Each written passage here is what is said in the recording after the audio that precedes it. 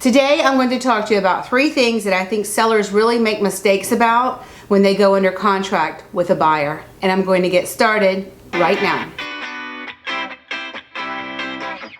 Hey everyone, my name is Jamey Prezzi. I'm a real estate agent in Miami and Miami Beach. And today I'm going to talk to you about some common mistakes I see sellers make all the time. And unfortunately, I think it's a little bit because maybe they're not being prepped correctly, or maybe it's just been a long time since they've purchased a property, or maybe they just have a hard time relating to the other side of the party. But I think it's very important to understand these details because it will help you make your process go smoother and more successfully. But first, before I get started with that, if this is your first time here, hit the subscribe button so you never miss another update. I do put out new videos every week. Also, use the link in my information box and download our free guide today. Okay, let's get started. So I get it, you're not buying and selling real estate every day. That's why you hire a professional. But there is a lot that's going on. There are a lot of different vendors that are involved in the process. There are inspectors, there's title companies, attorneys, you have lenders, then there's vendors of vendors, and there's just a lot that's going on behind the scene. You have buyers over here, there's sellers over here, there's a listing agent, a buyer's agent. There's just a lot of people involved in the process. There are 3 things that I keep seeing sellers make mistakes on, and I think it's just because these details are just not even on their radar. So let's talk about these details right now so that you're prepared when it comes time to sell your home.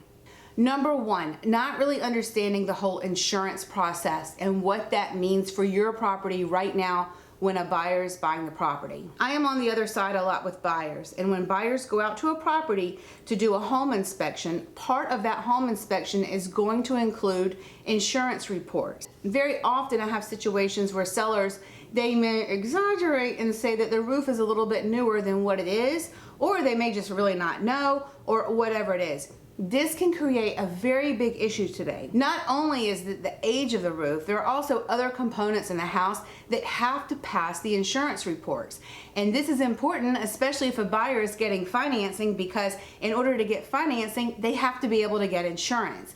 And if these systems are not working correctly, they may not be able to get insurance, or the insurance may be super expensive after they close until they actually get those systems either replaced or repaired. So knowing this and understanding it so you can anticipate the situation before you actually go under contract with a buyer is really important to know. Now, I have a lot of sellers who will say, well, I have insurance on the property. Yes, you have insurance on the property from when you purchased the property.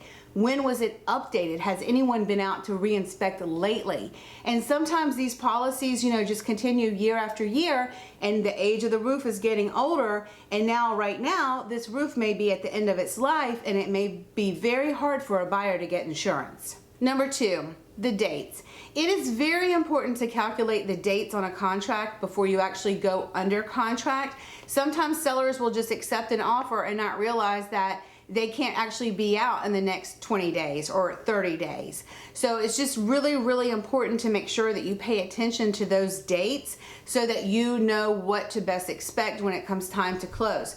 The reason why this is super important, again, especially if a buyer needs financing, is because at the beginning when a buyer goes under contract, one of the first things that they're obligated to do is to seek financing and actually apply for that loan. Part of that loan process is going to be potentially locking in a rate, and that locking in the rate is also tied with the date that we close. So if all those things start coming together and then towards the very end of the transaction, you as the seller, you're like, oh, I can't even be out by then. Well, this is really going to interfere with the actual buyer's process of getting the loan and locking in a rate. And let me tell you, buyers are very tied to these mortgage rates right now. So you have to be very careful about accepting dates in your contract, and you have to make sure that those dates work for you before you actually go under contract. There are also other things that can expire with the dates. When a buyer goes under contract, credit reports are only good for so long, employment reports are only good for so long,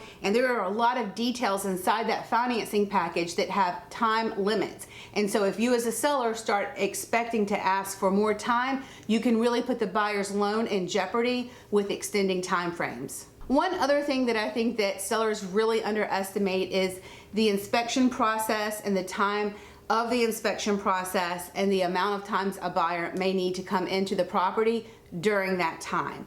This time you really need to be able to make the house available so that buyers can feel like they're able to perform their due diligence and really get in there and have a look at the property.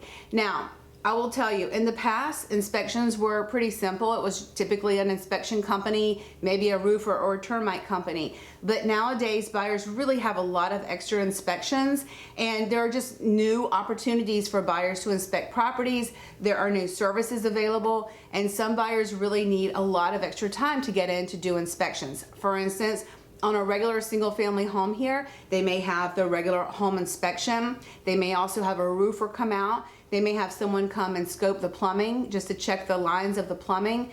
Also, if there's a septic tank, there's typically a septic tank company that comes out and inspects the septic.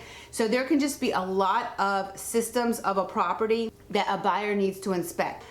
A lot of these inspections a home inspector can do, but there are some other advanced systems that buyers need the opportunity to have to get in to do those inspections.